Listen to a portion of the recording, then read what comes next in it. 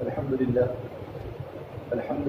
نحمده ونستعينه ونستغفره ونؤمن به ونتوكل عليه ونعوذ بالله من شرور أنفسنا ومن سيئات أعمالنا من يهد الله فلا مضل له ومن يضلله فلا هادي له ونشهد أن لا إله إلا الله وحده لا شريك له ولا نظير له ولا وزير له ولا معين له ولا مشير له ولا ند له ولا جد له ولا مثل له ولا مثال له ونشهد أن سيدنا وسندنا وأولانا ومولانا محمدا عبده ورسوله الذي أرسل بالحق بشيرا ونذيرا وداعيا إلى الله بإذنه وسراجا منيرا أما بعد فأعوذ بالله من الشيطان الرجيم بسم الله الرحمن الرحيم وجاهدوا في الله حق جهاده هو اجتباكم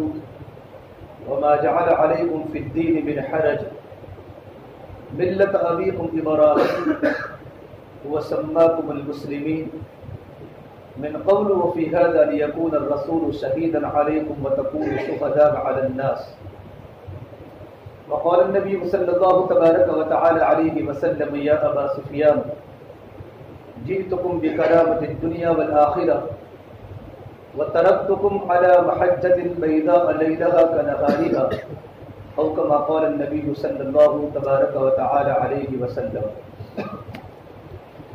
میرے محترم پیارے بھائیو، اللہ کی دین کی بات کو دھیان کے ساتھ سنو، اس لیے کہ اللہ کی دین کی بات کو دھیان کے ساتھ سننا یہ کانوں کی عبادت ہے اور یہ کانوں کا وظیفہ ہے، اور بات کو ماننا یہ دلوں کی عبادت ہے. ہمیں سننا بھی ہے اور ماننا بھی ہے. ہمارا سننا اطاعت کے ساتھ ہو.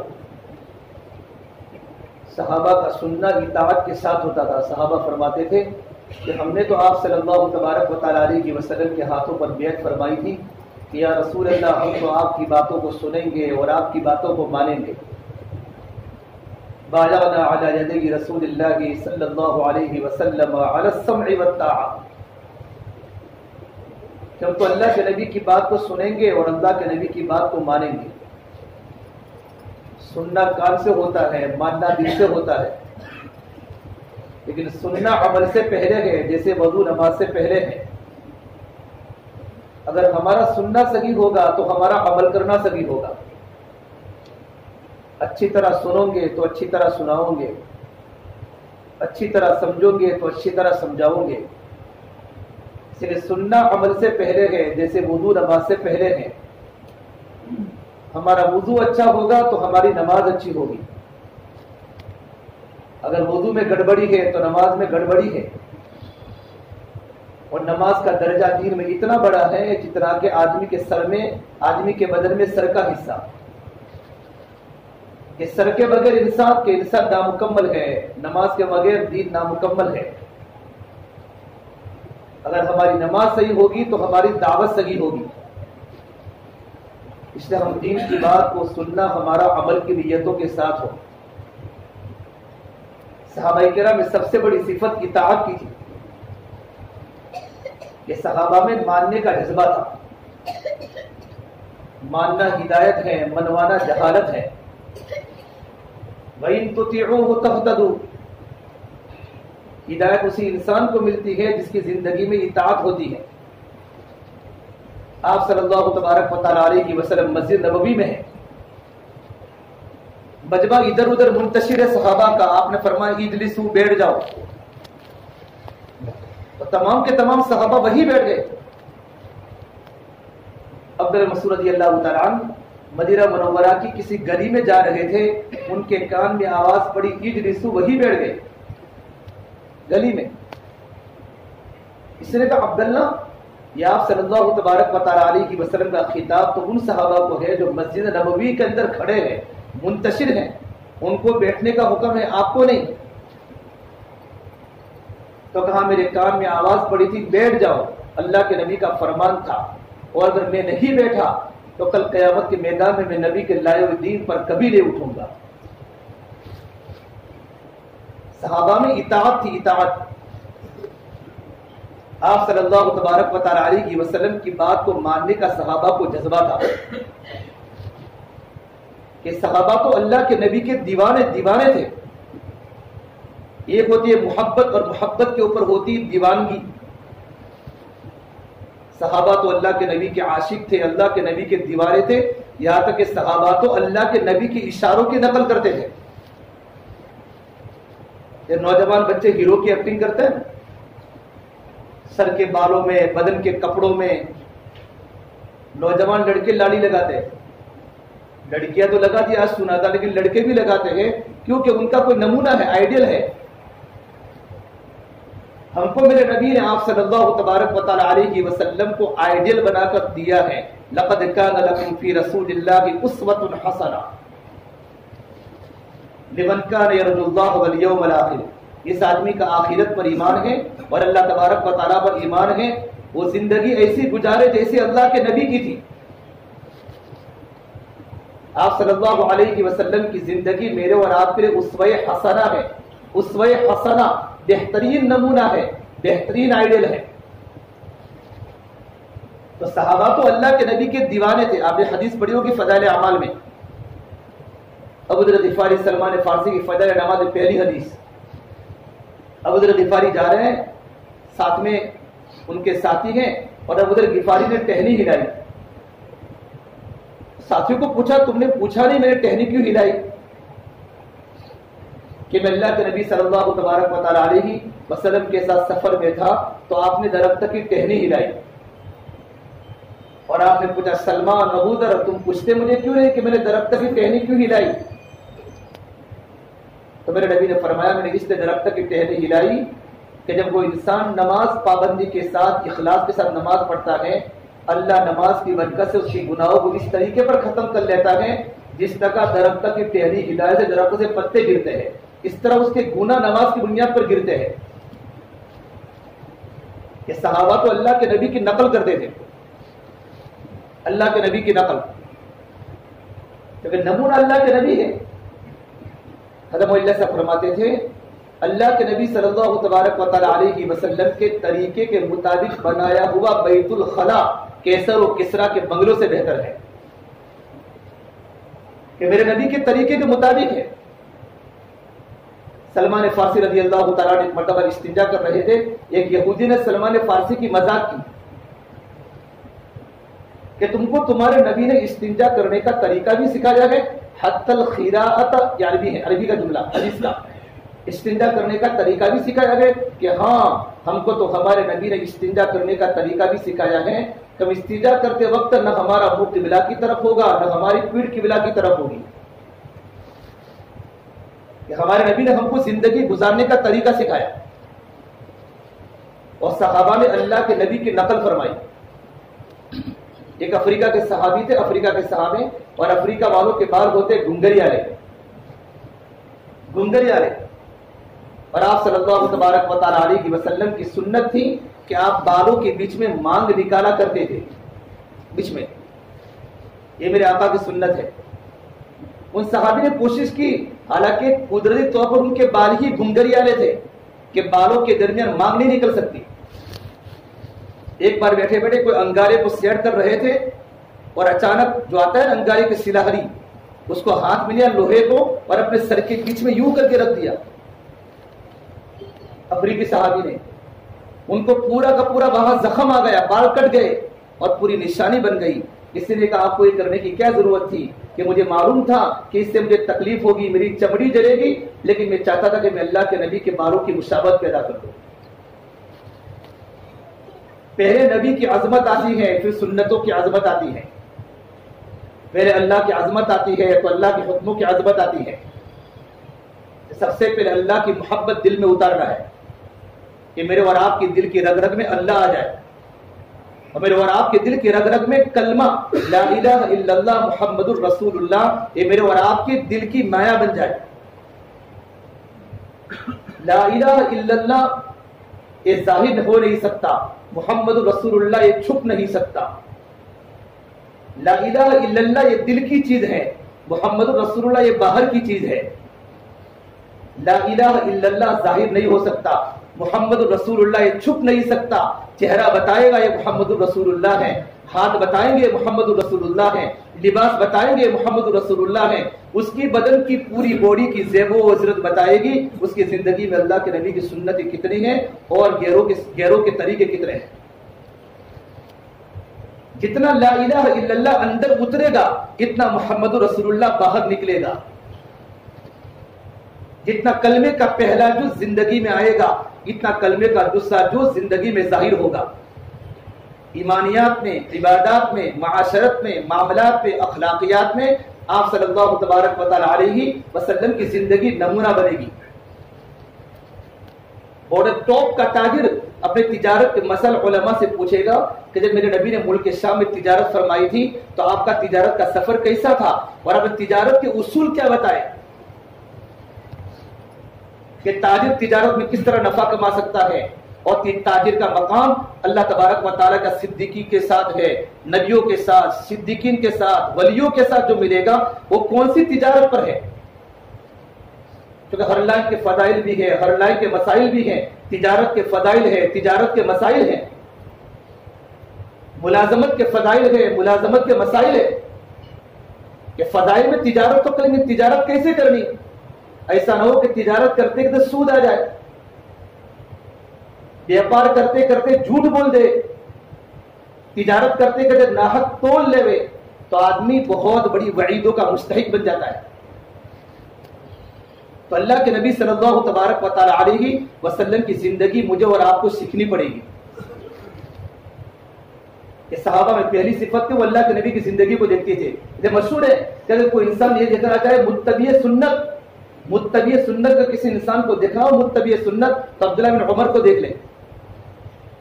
تمام کے تمام صحابہ کرام متبع سنت تھے، لیکن عبداللہ بن عمر رضی اللہ عنہ کی زندگی سنتوں سے لبریز تھی۔ ایک بار سفر میں جا رہے اپنے ساتھیوں کے ساتھ، ایک جگہ پر اپنے سر کو یوں کر کے نیچا کیا، ساتھیوں نے پوچھا اپنے سر کو کیوں نیچا کیا، اوپر کوئی درخت تو لگے نہیں؟ فرمایا میں ایک مرتبہ آپ صلی اللہ تبارک و تعالی علیہ وسلم کے ساتھ اسی جگہ سے گزرا تھا، یا درخت کی ڈالی تھی تو میرے آقا نے اپنے سر کو یوں کر کے نیچا کیا تھا تو میں نے اس جگہ پر اپنے سر کو نیچا کیا، حالانکہ ڈالی نہیں تھی۔ زندگی کا ایک ایک جز سنت کے مطابق آپ صلی اللہ تبارک و تعالی علیہ وسلم نے اپنی امت کو پایو یتیم نہیں چھوڑا ہے۔ جس طرح ماں جب اپنے بچے کو بھیجتے ہیں سسرال میں تو ماں اپنی بیٹی کو ہر چیز سکھاتی ہے، کھانا بنانے کا طریقہ سکھاتی ہے کہ اس کا سسرال والوں کا ماحول کیسا ہے، وہ کیسا کھاتے ہیں، کیسا پہنتے ہیں، ان کا رہن سہن رہنی کہنی کیسی ہے۔ ماں اپنے بیٹی کو ہر چیز سکھاتی ہے تاکہ سسرال میں جانے کے بعد سسرال والے میری بیٹی کو تانا نہ دے۔ اس سے بھی زیادہ محمد عربی صلی اللہ تبارک و تعالی علیہ وسلم نے اپنی امت کو زندگی گزارنے کا طریقہ دنیا کے اور دین کے ہر شعبے میں سکھایا۔ میرے نبی کی زندگی ہم پڑھے، ہم فلمی ایکٹروں کی زندگی پڑھتے ہیں، دنیا کے سائنسدان کی ہم زندگیاں پڑھتے ہیں، میں اور آپ اللہ کے نبی کی زندگی پڑھے، اللہ کے نبی کا فوڈ دیکھے کہ میرے آقا کھانے میں کیا کھاتے تھے، کون سا کھانا آپ کو پسند تھا، اور کھانے کے بعد آپ کیا کیا عمل کیا کرتے تھے۔ میرے نبی کا کھانے کا عمل، سونے کا عمل، آپ کے دین کے اعمال اور آپ کے رات کے اعمال کتابوں میں لکھے، ہم اس کو پڑھیں اور اپنی زندگی کو سنت کے مطابق ڈالنے کی کوشش کریں۔ میرے بھائیو، اپنے آنکھوں میں حیا کا کاجل لگاؤ اور اپنے کانوں کو قرآن کے نغموں سے آشنا کرو اور اپنے چہرے کو حضور والا چہرہ بناؤ اور اپنے لباس کو حضور والا لباس بناؤ اور اپنے ہاتھوں میں اللہ کے عشق کی ہتکڑیاں ڈالو اور اپنے پیروں میں اللہ تبارک و تعالیٰ کی اور آپ صلی اللہ تبارک و تعالیٰ علیہ وسلم کی محبت کی بیڑیاں ڈالو اور اپنے گلے میں آپ صلی اللہ تبارک و تعالیٰ علیہ وسلم کی اطاعت کا گولو بن ڈالو اور لمبے لمبے سجدے کر کے اپنے ماتھے میں اللہ کے سجدے کا جھومر سجاؤ۔ پھر دیکھو تم کیسے اللہ کے پیارے لگو گے، اللہ بھی ہم سے محبت کرے گا، نبی بھی ہم سے محبت کرے گا، کہ ہماری ساری کی ساری زندگی کلمے کے مطابق ہو، لا الہ الا اللہ محمد الرسول اللہ۔ یہ صحابہ کرام مشہور تھے کہ اگر نماز دیکھنی ہو اللہ کے نبی جیسی تو عبداللہ بن مسعود کی نماز کو دیکھ لو، کہ عبداللہ بن مسعود کی نماز اللہ کے نبی جیسی، اللہ کے نبی جیسی۔ ایک مرتبہ علی رضی اللہ تعالیٰ نے پانی کا لوٹا منگوایا اور کہا اپنے شاگردوں کو بتایا، مقتدیوں کو بتایا میں آپ کو اللہ کے نبی کا وضو سکھاؤں۔ اللہ کے نبی کا وضو، اور اللہ کے نبی کا وضو سکھایا، پورا وضو کیا سب کے سامنے، کہا کذا توضأ النبی صلی اللہ تبارک و تعالی علیہ وسلم، اسی طریقے پر اللہ کے نبی نے وضو فرمایا۔ ہمارے سب کا وضو الگ الگ ہوگا، آپ دیکھو کبھی نل کے پاس ہاتھ کا خلال کا انداز الگ ہوگا، چہرے کے دھونے کا انداز سب کا الگ ہوگا، ناک میں پانی ڈالنے کا انداز سب کا الگ ہوگا، مسا کرنے کا انداز سب کا الگ الگ ہوگا، حالانکہ دین ایک ہے، طریقہ ایک ہے۔ آپ صلی اللہ تبارک و تعالی علیہ وسلم ایک ہی طریقہ امت کو بتلایا ہے وضو کرنے کا، نماز پڑھنے کا، لیکن چونکہ ہم سیکھتے نہیں، آدمی کے دل میں جس چیز کی عظمت ہوتی ہے آدمی اس کے پیچھے جان لگاتا ہے، مال لگاتا ہے، اور اپنی صلاحیت کو اور اپنی کیپیسٹی کو قربان کرتا ہے اس کو سیکھنے کے لیے۔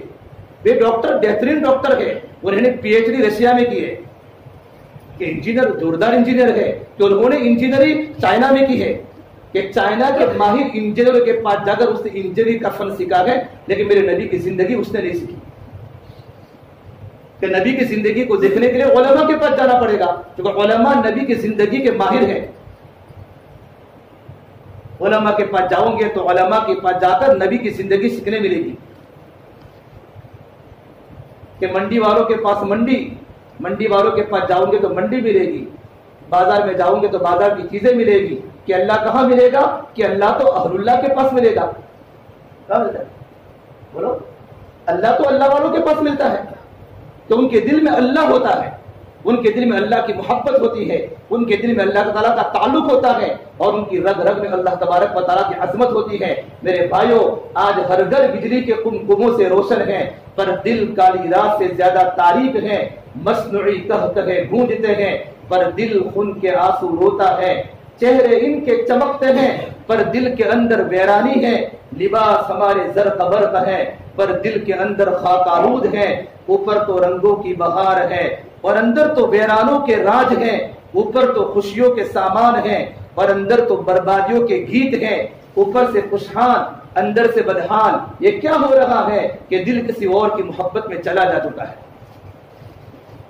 دل اللہ کی محبت سے خالی ہو چکا، اور دل اللہ کے نبی کی محبت سے خالی ہو چکا۔ جس کی محبت دل میں آئے گی آدمی اسی کی نقل کرے گا۔ اللہ تبارک و تعالیٰ کی محبت میرے نبی نے صحابہ کے دل میں بٹھائی تھی۔ صحابہ ہر حال میں نبی کے حکموں کے پابند تھے۔ شراب نہ صحابہ کی گٹی میں ہے، جس طرح ہماری گٹی میں چائے ہے۔ کوئی اعلان کرے کہ آج سے چائے نہیں پی تو کوئی رکے گا نہیں؟ یہ کیسے ہو سکتا ہے کہ بھائی 4 ٹائم کی 3 ٹائم تو کریں گے لیکن چھوڑیں گے نہیں۔ شراب صحابہ کی گٹی میں پڑی تھی، صحابہ کی گٹی میں، اور بہت بڑی مارکیٹ میں عبداللہ بن عباس بن مطلب کے ساتھ شراب آئی ہوئی ہے، اور حکم آیا یا ایھا الذین آمنوا انما الخمر والمیسر والانصاب والازلام رجس من عمل الشیطان فاجتنبوه لعلکم تفلحون۔ ایمان والو، شراب، جوا، آگے اور برائیوں کو بیان کیا ہے، یہ شیطانی عمل ہے، اس سے بچو اگر تم کامیاب ہونا چاہتے ہو۔ اسی وقت صحابہ کے دل میں شراب کی محبت تھی۔ جب خدا کا حکم شراب کی حرمت کا آیا ہے تو مدینہ کی گلیوں میں شراب اس طریقے پر بہی جس طرح پانی بہتا ہے، اور پرانی شراب، جتنی شراب پرانی ہوتی اتنی مہنگی ہوتی تھی۔ تمام شرابوں کے مڑکے توڑے اور مدینہ کی گلیوں میں شراب پانی کی طرح بہی ہے، کہ خدا کے حکم کے دل میں عظمت تھی تو خدا کے حکم کو وقت پر پورا کیا۔ اللہ کے نبی صلی اللہ تبارک و تعالی علیہ وسلم نے مکی دور میں 13 سال صحابہ کی دلوں میں یقین کی مایا بٹھائی تھی کہ کرنے والی ذات صرف ایک اللہ کی ہے۔ ایک اللہ کی محبت دل میں آئی نا تو خدا کے حکم پورا کرنا آسان ہو گئے، کہ اللہ کی محبت دل میں تھی۔ اللہ کی محبت، اس اللہ کے نبی صلی اللہ تبارک و تعالی علیہ وسلم بہادر بھی تھے، اللہ کے نبی متواضع بھی تھے، آپ شجاع بہادر بھی تھے، اور آپ کی زندگی کی ایک ایک صفت دیکھو گے تو آپ کو نمایاں ملے گی۔ آپ کمزور نہیں تھے، نبی طاقتور ہوتا ہے، اور نبی میں 40 انسانوں کی طاقت ہوتی ہے۔ کہ مدینے میں افواج ملی کہ کوئی مدینے پر حملہ کرنے کا ارادہ کر رہا ہے، تو آپ صلی اللہ تبارک و تعالی علیہ وسلم مشورہ نہیں کیا، آپ اکیلے ایک صحابی کا گھوڑا لیا اور پورے مدینہ کی سرحدوں پر چکر لگا کر آئے۔ بہادر ہے، اور اگر فرمایا غلط بات ہے، کچھ نہیں ہے. نبی بہادر تھے، اور جس صحابی کا تھا گھوڑا، اس کو فرمایا تیرا گھوڑا تو دریا ہے، تیرا گھوڑا تو میری بائر زوردار ہے، لیکن تیرا گھوڑا تو دریا ہے، لیکن تیرا گھوڑا تو تیز رفتار سواری ہے. نبی کبھی کسی سے ڈرتا نہیں ہے. الذين يبلغون رسالات الله ويخشونه ولا يخشون احدا الا الله وكفى بالله حسيبا. اور جو اللہ کی رسالت کی تبلیغ کرتے ہیں وہ صرف ایک اللہ ہی سے ڈرتے ہیں، اللہ کے علاوہ کسی سے نہیں ڈرتے. صحابہ نے یہ چیز سیکھی تھی کہ صحابہ صرف اللہ سے ہی متاثر ہوتے تھے کیونکہ ان کے دل میں اللہ تھا، وہ دنیا کی کسی سے کبھی متاثر نہیں ہوئے. اور صحابہ کرام فرماتے تھے انما ہممنا الآخرہ لیست ہممنا الدنیا.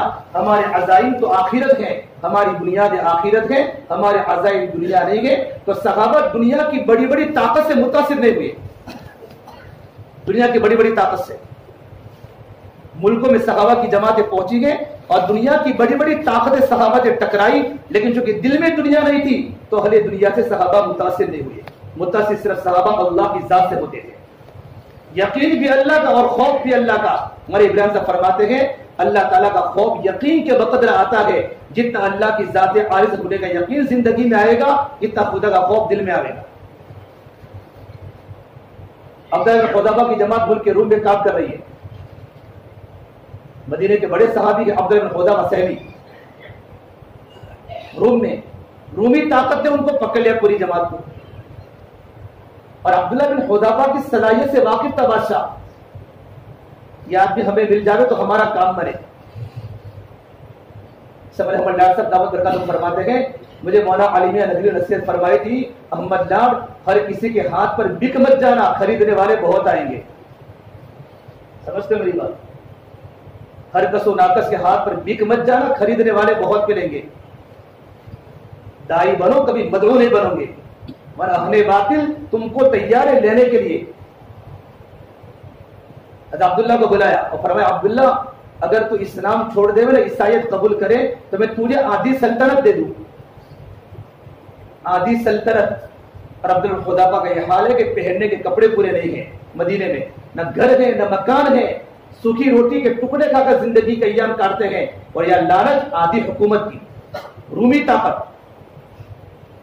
نمبر 2، میری ایک لڑکی جوان ہے، خوبصورت ہے، اس سے میں تیرا نکاح کرا دوں، تو ایمان چھوڑ دے.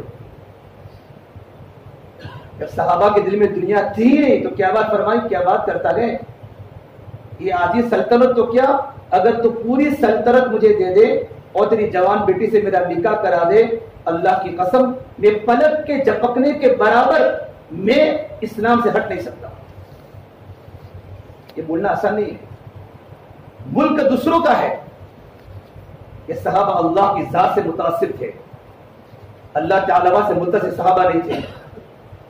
جب لالچ، پہلے کیا کرتے انسان لالچ دیتا ہے، لالچ پر نہیں آیا تو پھر ڈرایا کہ تم جانتے ہو میں کون ہوں؟ کہا جانتا ہوں کہ میں تم کو تیل کی کڑھائی میں تیل میں تم کو کیا کروں گا، ڈالوں گا اور تم چیخے مار مار کر مرو گے. میں تیار ہوں، یہ تو تیار ہوں شہید ہونے کے لیے، لیکن ایمان سے ہٹنا ایک پلک کے جھپک کے برابر نہیں ہو سکتا. جلت کو ان کو لے جاؤ. جلت جب ان کو لے گیا گاڑی میں، راستے میں انہوں نے رونا شروع کیا، اتنے روئے کہ داڑھی تر ہو گئی. جلت سمجھا موت کے ڈر سے رو رہے کہ تیل میں ان کو ڈالنا ہے، ابلتے تیل میں. تو ان کو بادشاہ کے پاس رہا کہ بادشاہ ہو سکتا ہے ارادہ بدل دیا ہے، کیونکہ آنکھوں میں آنسو کے داڑھی تر ہو گئی ہے. پوچھا کیوں روتے ہو؟ موت سے ڈر لگتا ہے. کہا لا اخاف من الموت، موت سے نہیں ڈرتا ہوں. تو پھر روتے کیوں ہو؟ کہ سر آج اللہ کے راستے میں جان دینے کا موقع اللہ نے دیا ہے اور میرے پاس ایک جان ہے. کاش میرے بدن کے بالوں کے برابر اور میرے سر کے بالوں کے برابر جانیں ہوتی، ایک ایک کر کے آج اللہ کے راستے میں جان دینے کا موقع آیا ہے، میں اپنی جانوں کو قربان کر دیتا. اس پر میں رو رہا ہوں کہ صرف میرے پاس ایک ہی جان ہے. یہ اندر کی ایمانی طاقت ہے، ایمانی پاور ہے. یہ ایمانی پاور اندر کی محنتوں سے بنتا ہے اور آدمی کی زبان کا بول اندر کی طاقت سے نکلتا ہے. بادشاہ مرعوب ہو گیا، ان سے ڈر گیا. تو کہا عبداللہ ایک کام کرو، میرے سر پر بوسا دو، میں تم کو چھوڑ دوں، میری پیشانی پر بوسا دو. بھائی پیشانی پر بوسا دینا عزت کی چیز ہے. مگر یہ تو نہیں ہو سکتا. ہاں یہ ہو سکتا ہے کہ تم مجھے اکیلے کو نہیں میرے تمام ساتھیوں کو چھوڑ دے اس شرط پر میں تجھے بوسا دوں.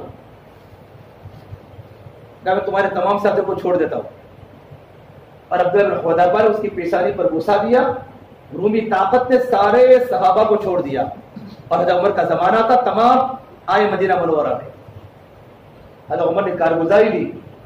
اب المومن نے فرمایا ہر مسلمان کی ذمہ داری ہے ان یقبل راس وجهی ابی حذیفہ، عبداللہ بن حذافہ کے چہرے کو بوسا دے. اور سب سے پہلے میں بوسا دیتا ہوں، ابدأ به. اب المومنین کھڑے ہوئے اور عبداللہ بن حذافہ کی پیشانی پر بوسا دیا. پھر باری باری تمام اہل مدینہ نے عبداللہ بن حذافہ کی پیشانی پر بوسا دیا ہے. یہ اکرام اندر کی ایمان کی طاقت کی بنیاد پر تھا. سے میرے نبی نے فرمایا بادروا بالاعمال الصالحہ، نیک اعمال کے کرنے میں جلدی کرو، نیک اعمال کے کرنے میں جلدی کرو. ابھی دنیا کی طرف جلدی بھاگتا ہے اور میرے نبی نے کہا نیک اعمال کی طرف جلدی کرو. نماز کا وقت ہوا جلدی کرو، اللہ کے راستے کی محنت میں دوڑو جلدی کرو. تکون فتن کقطع اللیل المظلم، ان قریب زمینوں پر ایسے خطرناک فتنے آنے والے ہیں اندھیری رات کی ٹکڑوں کی طرح. آپ نے دیکھا مغرب کے بعد اندھیرا تھوڑا ہوتا ہے، پھر اندھیرا بڑھ جاتا ہے، پھر پوری رات اندھیری ہو جاتی ہے کہ اندھیرے میں انسان کو کوئی چیز ملتی نہیں اگر گر جائے تو. اتنے خطرناک دلوں پر فتنے آئے گے کہ انسان کو پتہ نہیں چلے گا. صحابہ نے پوچھا اللہ کے نبی اس فتنے کا نتیجہ کیا ہوگا؟ اس فتنے کا نتیجہ تو میرے نبی نے فرمایا یصبح الرجل مؤمنا ویمسی کافرا، انسان صبح کے وقت مومن ہوگا اور شام کے وقت کافر ہوگا، شام کے وقت مومن ہوگا، صبح کے وقت کافر ہوگا. یہ فتنے کا نتیجہ ہوگا. انسان گھر سے ایمان کی حالت میں نکلا گئے، شام کو گھر پر لوٹے گا، اس کا ایمان سلب ہو گیا ہوگا. صحابہ نے کہا کیسے ہو سکتا ہے اللہ کے نبی؟ ایسا کون سا گناہ ہوگا کہ جس گناہ کی بنیاد پر انسان صبح کے وقت مومن ہو اور شام کے وقت اس کا ایمان سلب ہو جاوے؟ تو میرے نبی نے فرمایا انسان دنیا کے بدلے میں اپنے دین کو بیچ دے گا. دنیا کے بدلے میں جہاں دنیا ملتی ہے وہ اس کی زبان کی باتیں بدل جائے گی، شریعت کی باتیں بدل جائے گی، میرے نبی کی زندگی کی باتیں بدل جائے گی اور وہ دنیا کو مقدم رکھے گا. ایسا زمانہ دیکھو انسان مسلمانوں کی فہرست میں ہوگا، مسلمانوں کے گھر میں کھانا کھائے گا، قبرستان میں دفن ہوگا، لیکن اس کے اندر کا ایمان اللہ نے کب سے سلب کر لیا. اللہ میری اور آپ کی حفاظت کرے. ایسا آدمی کو ہمیشہ اللہ سے ڈر کے زندگی گزارنا چاہیے. ابن ابی ملیک کا تعبیر فرماتے ہیں لقد رأيت 30 من اصحاب النبی صلی اللہ علیہ وسلم یخافون علی النفاق، کہ میں نے 30 صحابہ کی ملاقات کی ہے، یہ 30 کے 30 صحابہ کرام کو اپنے اوپر نفاق کا خوف تھا کہ یہ منافق تو نہیں ہے. کیونکہ میرے نبی نے مومن اور منافق کی نشانیاں بتائی کہ مومن کا مقام جنت ہے اور منافق کا مقام ان المنافقین فی الدرک الاسفل من النار، منافقین جہنم کے سب سے نیچے کے طبقے میں ڈالا جائے گا. حالانکہ دونوں ٹوپیاں پہنتے ہیں کیونکہ دل، نفاق اور ایمان وہ دل کی چیز ہے. میرے نبی نے منافق کی نشانیاں بتائی. بخاری شریف کی روایت ہے کہ منافق کون؟ کہ جب بات کرے تو جھوٹ بولے، اذا حدث کذب، کہ جب بات کرے تو جھوٹ بولے، تجارت میں، گھر میں، بیوی کے سامنے، ماں باپ کے سامنے، بچوں کے سامنے، جس کی کوئی اہمیت نہ ہو اور بات میں انسان جھوٹا بن جاوے. میرے نبی نے کہا انسان کبھی جھوٹا نہیں ہو سکتا. انسان بزدل تو ہو سکتا ہے، انسان چوری تو کر سکتا ہے، کہ انسان جھوٹ نہیں بول سکتا. آج ہمارے پورے بازار میں جھوٹ چل رہا ہے اور میرے نبی نے فرمایا الکذب ینقص الرزق، کہ جھوٹ تو روزی کو ختم کر دیتا ہے. روایت بخاری. یہ منافق کی نشانی ہے، بات کرے تو جھوٹ بولے، وَإِذَا اؤْتُمِنَ خَانَ، امانت میں خیانت کرے اور وعدہ کی خلاف ورزی کرے. یہ 3 نشانی منافق کی بتائی بخاری شریف میں ہے. فرمائے ایمان کو بیان کرو ایمان کی علامتوں کے ساتھ، تاکہ سننے والے کو اپنے ایمان کا احساس ہو، میرا ایمان کون سی سطح پر ہے. ایک ثابت اللہ کے نبی ایمان کس کو بولتے ہیں؟ تو میرے نبی نے فرمایا نیکی کر کے اچھی لگے، نیکی کر کے خوشی ہو اور گناہ کر کے رج ہو، سمجھ تو مومن بن چکا۔ اذا سرتک حسنتک واذا ساءتک سیئتک فانت مومن، کہ نیکی کر کے خوشی ہو، نماز پڑھ کے خوشی ہو، رمضان کے روزے رکھ کے خوشی ہو، قرآن کی تلاوت کر کے خوشی ہو، گشت کر کے خوشی ہو، اللہ کے راستے میں نکلنے کی خوشی ہو، اور گناہ کر کے آدمی رنجیدہ ہو جاوے، غمگین ہو جاوے، سمجھ لو ہمارا ایمان اندر سے کامل ہے۔ اللہ کے نبی صلی اللہ تبارک و تعالیٰ علیہ وسلم نے صحابہ کرام کی ایمانوں کو چھاٹا اور صحابہ کی ایمان کا امتحان لیا۔ ایمان سے کہا قرآن میں ایمان لاؤ جیسا کہ صحابہ ایمان لے آئے۔ اس ایمان پر اللہ تبارک و تعالیٰ کے وعدے ہیں کہ زمین میں ہم تم کو حکومت دیں گے۔ وعد اللہ الذین آمنوا منکم وعملوا الصالحات لا یستخلفنہم فی الارض کما استخلف الذین من قبلہم۔ اللہ نے ایمان والوں سے وعدہ کیا ہے جن کی زندگی میں نیک اعمال ہیں، ہم ضرور تم کو زمین میں خلیفہ بنائیں گے جیسا پہلے لوگوں کو بنایا تھا۔ اور اللہ نے زبور میں لکھا ہے وَلَقَدْ كَتَبْنَا فِي الزَّبُورِ مِن بَعْدِ الذِّكْرِ أَنَّ الْأَرْضَ يَرِثُهَا عِبَادِيَ الصَّالِحُونَ، اس زمین کے وارث میرے نیک بندے بنیں گے۔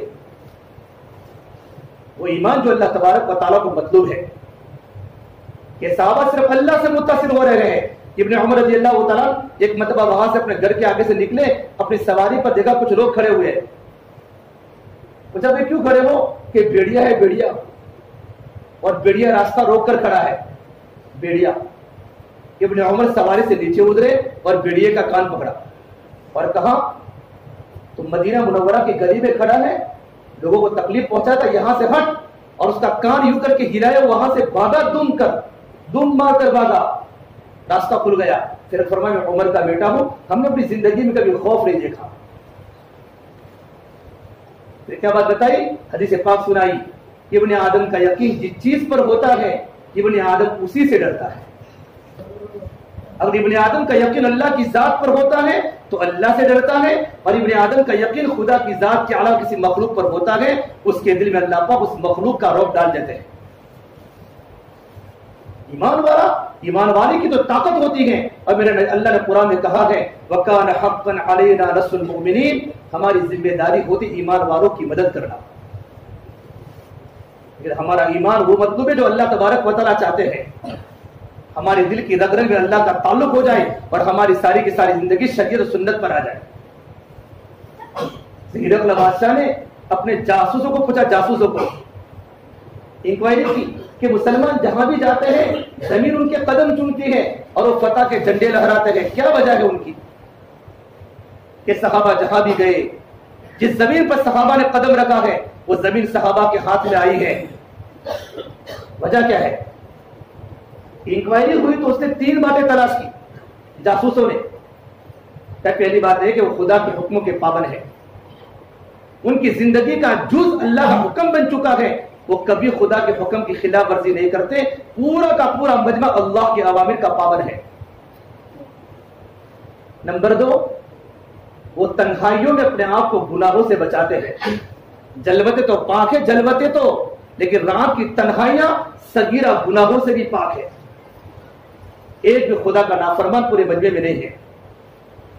نمبر 3، ہمارا ہر ساتھی لڑائی کے موقع پر اپنی جان بچانے کی فکر میں ہوتا ہے، اور ان کا ہر ساتھی اللہ کے راستے میں جان لگانے کی فکر میں ہوتا ہے۔ اور بھائی ہمارا کام چالاکیوں کا نہیں ہے، ہمارا کام تو قربانیوں کا ہے، اور ہمارا کام جان بچانے کا نہیں ہے، جان کو کھپانے کا ہے۔ صحابہ نے راہ خدا میں اپنی لاشیں بھی چلائی ہے۔ ادھر نے کیا جواب دیا؟ اگر یہ ان کی صفات ہے، صرف ایک بات اگر ان کی زندگی میں اللہ تبارک و تعالیٰ کی رضا ہوگی، وہ جہاں بھی جائیں گے زمین ان کے قدم چومے گی، اور ان کے مقابلے میں اگر پہاڑ آئے گا، پہاڑ ریزہ ریزہ ہو جائے گا، پہاڑ ٹکڑے ٹکڑے ہو جائے گا، اور اللہ وہ جماعت کو ہر جگہ پر غلبہ دے گا۔ یہ دشمن نے ان کا ریکارڈ سنایا ہے۔ حضرت مولانا صاحب کو کسی نے کہا، حضرت بار بار کہتے ہیں نکلو نکلو نکلو نکلو نکلو، آپ چاہتے کیا ہے نکلنے سے؟ 4 مہینوں میں نکلو، چلے میں نکلو، سال میں نکلو، آپ چاہتے کیا ہے؟ حضرت مولا صاحب نے فرمایا بائیں میں نکال کر میں نہ کوئی رتبہ چاہتا ہوں، میں نہ کوئی مرتبہ چاہتا ہوں، نہ میں کوئی مال چاہتا ہوں، بس میں چاہتا ہوں آپ صلی اللہ تبارک و تعالیٰ علیہ وسلم جس سطح پر امت کو چھوڑ کر گئے تھے نا اس سطح پر امت دوبارہ واپس آ جائے.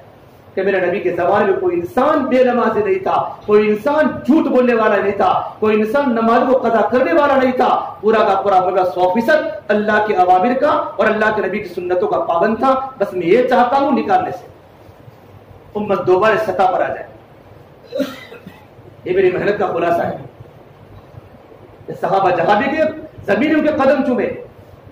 ربیع بن عامر رضی اللہ تعالیٰ جب پہنچے ہیں ملک میں دعوت دینے کے لیے، اور جب دعوت دینے پہنچے ہیں نا تو بادشاہ نے یوں کہا، بادشاہ نے یوں کہا کہ کل ہم آپس میں مذاکرہ کر لیں گے، تم 3 ساتھی آ جانا.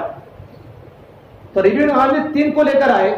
مدینے کے صحابی پردیس کسرا کی طاقت، ایران سپر پاور طاقت، تو ان کے تمام کے تمام ہوتے نا ایلچی وہاں غلام سب نوکر چاکر وزیر وہ آنے لگے.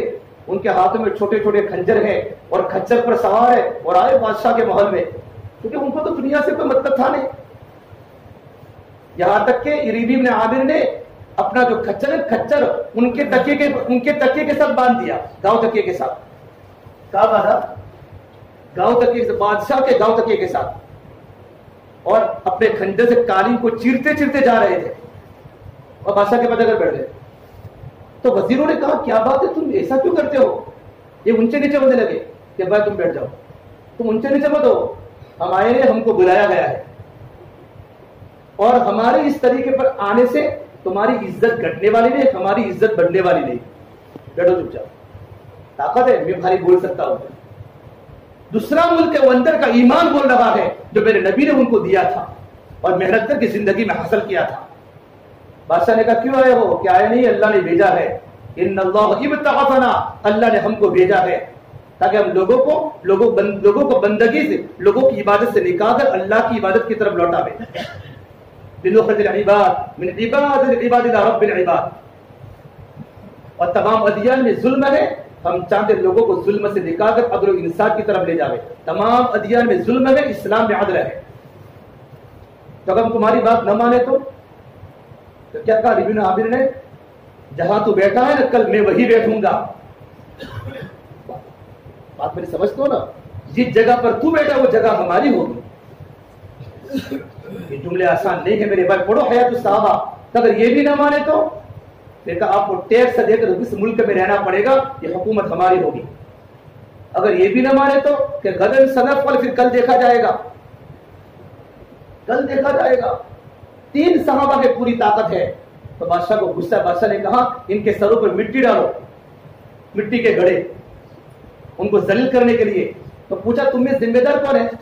تو جس کو پوچھا اس نے کہا میں ذمہ دار ہوں. حالانکہ وہ ذمہ دار نہیں، چونکہ مٹی اٹھانی تھی تو مٹی تو میں ہی اٹھا لوں، کیوں امیر کے سر پر ڈالوں؟ تو مٹی کا گھڑا سر پر ڈالا اور نکلتا گیا یہاں تک کہ آخری دربان کو کہا ربیع بن عامر نے تیرے بادشاہ کو جا کر کہہ دینا کہ تیرے بادشاہ نے اپنے ملک کی مٹی ہم کو دے دی گئی، کل یہ ملک بھی ہمارا ہوگا. اچھی فان نکالی. تو وہ دوڑا خادم بادشاہ کے پاس. تب تو لوگ اپنے اپنے علاقے میں چلے جا چکے تھے. اور میرے بعد عمر کے زمانے میں کسرا فتح ہوا ہے اور کسرا کا مال غنیمت مدینہ منورہ میں آیا ہے. اور کسرا کا سونے کا تاج جس کو پہن کر وہ بیٹھتا تھا ایک بادشاہ کے پیر میں آیا ہے. ایک صحابی نے پوچھا تجھے پتا ہے تیرے پیر میں کیا ہے؟ بادشاہ کا تاج ہے. کہ ہاں مجھے پتا ہے، میں اس خدا کو جانتا ہوں جس خدا نے بادشاہ کے سروں سے تاج کو نکال کر ہمارے پیروں میں رگڑا ہے. میں اس خدا کی طاقت کو جانتا ہوں. پورا مال غنیمت مدینے میں آیا ہے.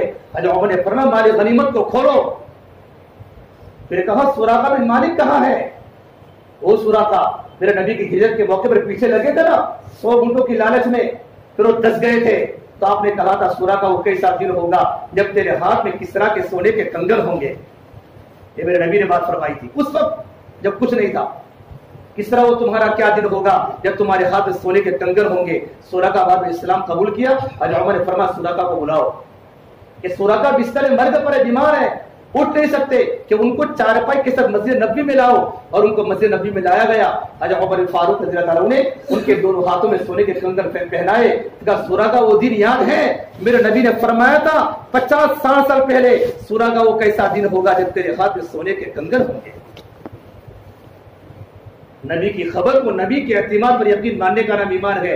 اور میرے نبی نے فرمایا قریش تم میری بات مانو گے تو کسرا کی بیٹیاں تمہارے بستروں پر آئے گی، اور کیسر و کسرا کے خزانے تمہارے قدموں میں آئیں گے اگر تم میری بات قبول کرو۔ وہ یہ ہوا ہے کہ کسرا کی باندیاں صحابہ کی باندیاں بنی ہیں، اور ان کے گھروں میں کام کرنے والی نوکرانیاں بنی ہیں، تو وہاں کی شہزادیاں تھی۔ اس دن میں اللہ نے بہت تاثیر رکھی ہے، بس یہ مسلمان اور ہمارا مجمع کام کو اٹھ جائے۔ اللہ تبارک و تعالیٰ دیکھ رہے سب، اللہ تبارک و تعالیٰ کی مدد ہے ہمارے ساتھ، لیکن ہمارا مجمع دین کی محنت پر دوبارہ واپس آ جائے، دین کی محنت پر۔ آپ صلی اللہ تبارک و تعالیٰ علیہ وسلم نے پورے مجمع کو دین کی محنت کی بنیاد پر اٹھایا تھا، اور آپ نے صحابہ کے دلوں سے دنیا کے غموں کو نکالا، اور دنیا کی فکروں کو نکالا، اور دنیا کی محبت کو نکالا، اور آخرت کو اتنا بڑا کہ پورا صحابہ کا مجمع آخرت والا بن چکا تھا۔ اور آخرت کی بنانے کے لیے صحابہ ملکوں میں گئے، ملکوں میں صحابہ نے سفر کیے، اس پر پلانوں میں نہیں، اونٹوں پر، پیدل، خچروں پر، گھوڑوں پر صحابہ نے ملکوں کے، اردن کے، افریقہ، شمالی افریقہ اور تیونس ساحل سمندر پر سفر کیا ہے، یہاں تک کہ عقبہ بن نافع جب سفر کرتے کرتے افریقہ کے بیچ میں پہنچے ہیں الجزائر میں، وہاں دیکھا تمام کے تمام تابعین ساتھ میں اور صحابہ کی جماعت ساتھ میں ہے، اور شیر اور چیتے جنگل میں دکھ رہے ہیں، اور ان کو وہاں چھاونی بنا لی گئی کیونکہ یہاں سے دین کا مرکز بنانا تھا۔ تو کیا کریں گے کہ اللہ کہے اللہ ہی سب کچھ کرے گا، زبان پر اللہ تھا۔ تو عقبہ بن نافع رضی اللہ عنہ نے 17 صحابہ کو ساتھ میں لیا ہے، اور جنگل میں پہاڑ پر کھڑے ہو کر جنگل کے درندوں کو پکارا، اور یوں کہا یا ایھا السباع والحشرات، یہ جنگل کے درندوں اور یہ جنگل کے کیڑے مکوڑوں، نحن اصحاب محمد صلی اللہ علیہ وسلم، ہم اللہ کے نبی کے صحابہ ہیں، نحن منذرون، ہمیں یہاں مرکز بنانا ہے، فرتحلوا عنا، تم یہاں سے کوچ کر کے کہیں اور چلے جاؤ، فمن وجدناه بعد قتلناه، اگر میرے اعلان کے بعد اگر ایک جانور بھی یہاں باقی رہے گا اس کو قتل کر ڈالیں۔ یہ صحابہ کا اعلان ایک پہاڑی کے اوپر ہوا تھا۔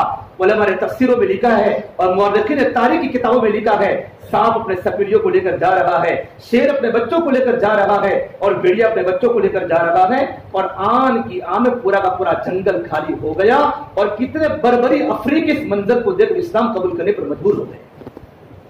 یہ کون سی طاقت تھی؟ وہ اللہ کی طاقت تھی۔ من کان للہ کان اللہ لہ، جو بندہ اللہ کا ہو جاتا ہے اللہ بھی اس کے ہو جاتے ہیں۔ ابو ریحانہ سمندر میں سفر فرما رہے، سمندر میں، اور قرآن کریم کو سیر رہے ہیں، سمندر، یہ دھود نہیں، سمندر، بحر، دریا، سمندر میں سفر فرماتے ہیں، اور سوئی گر گئی تو اللہ کو کہتے ہیں عزمت علیک یا ربی الا رددت علی عبرتی، اللہ تیرے قسم کا واسطہ تو مجھے میری سوئی مجھے واپس کر دے، میری سوئی واپس کر دے۔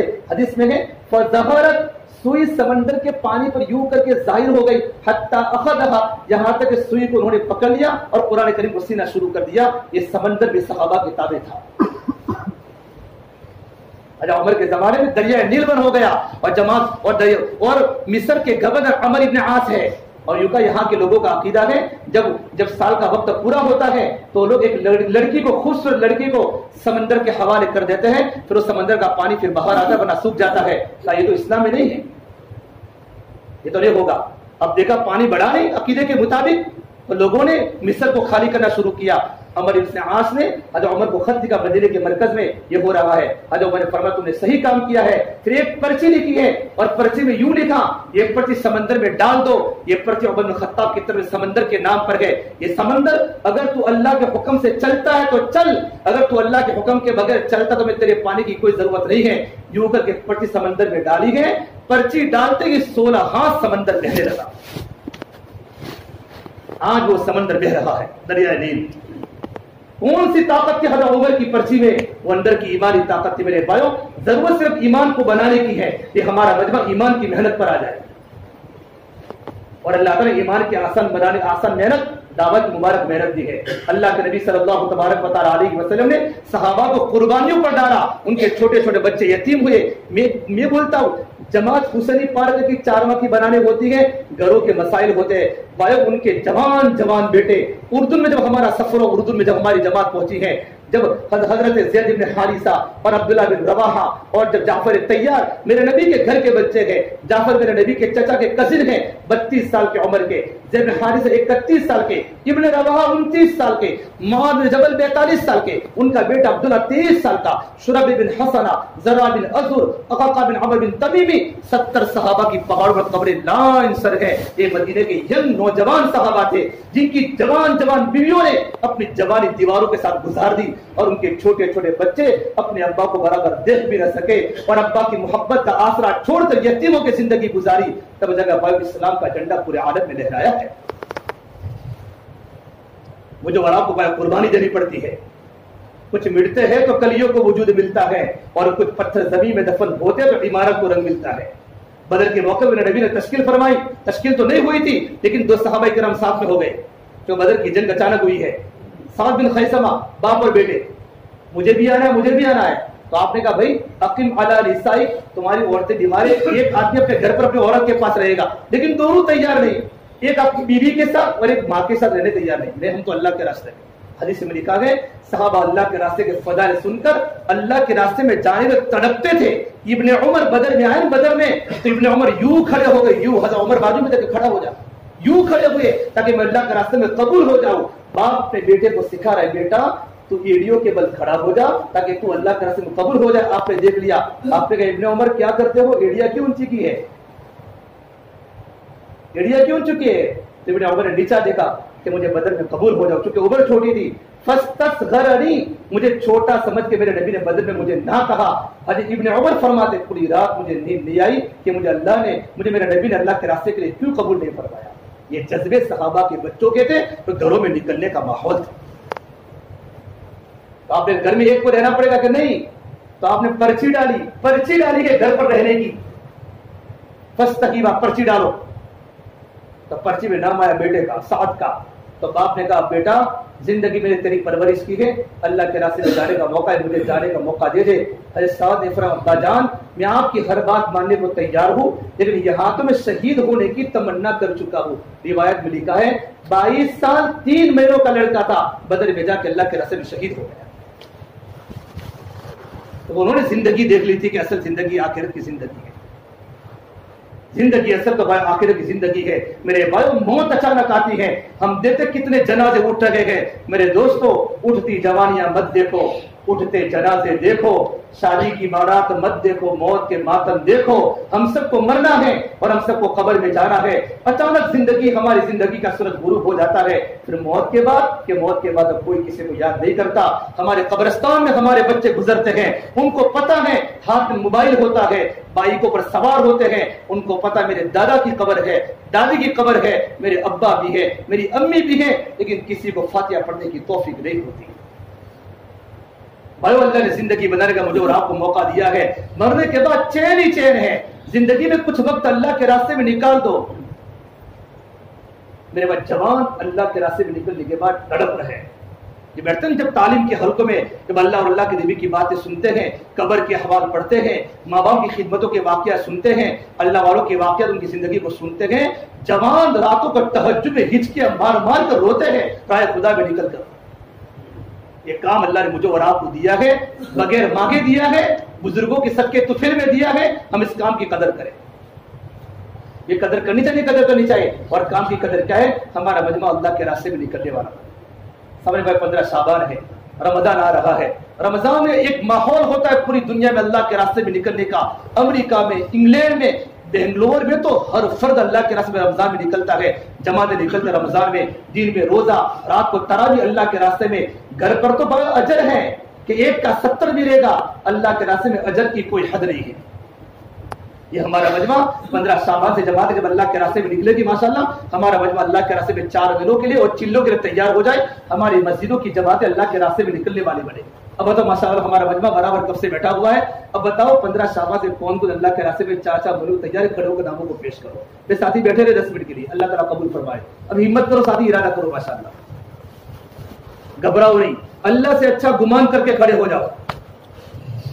جو اللہ دنیا دیتا ہے وہ اللہ دنیا لیتا بھی ہے. اور آئے خدا میں نکل کر آج تک کوئی برباد نہیں ہوا, سب کی زندگیاں آباد ہوئی, سب کی زندگیاں بنی ہیں.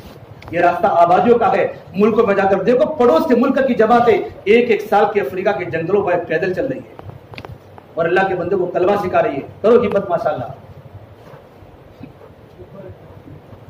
دیکھو ان کا اللہ تعالیٰ قبول, کیا نام, اللہ تعالیٰ آسان کرے, قبول کرے, اللہ پاک مدد فرما لے. جی بس ساتھی بتائے ماشاءاللہ, ہمت کرے. اللہ کی مدد تو ہمتوں پر ہے. المعورۃ علی قدر معولہ, اللہ تعالیٰ کی مدد ذمہ داریوں کے پورا کرنے پر ہے.